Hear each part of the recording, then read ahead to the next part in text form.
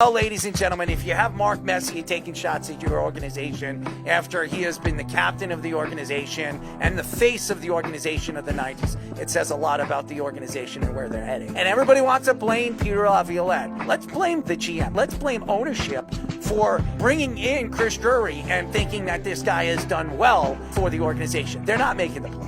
And if I were the Rangers, I would do everything I can to lose as many games as I possibly can because I'm trying to get a lottery pick. I'm trying to sit pretty in this year's draft. And the Rangers have had a lot of luck in the draft over the years. They had the #1 pick.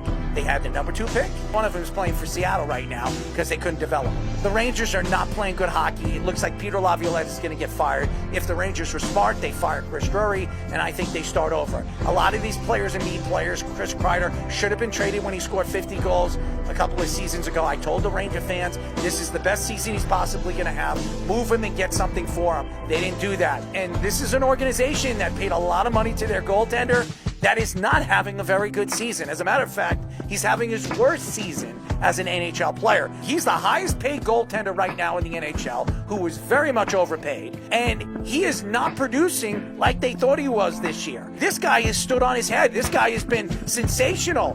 Good or bad, this guy's as good as any goaltender in the NHL.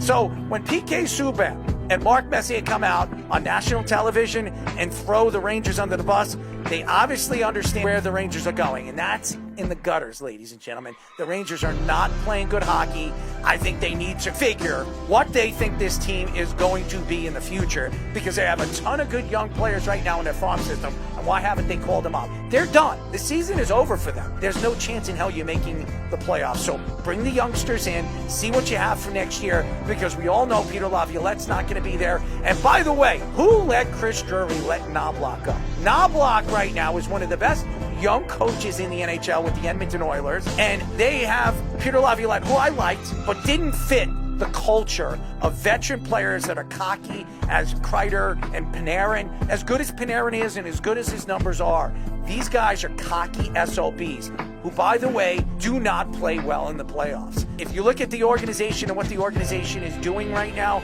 it spells one thing: LOSS.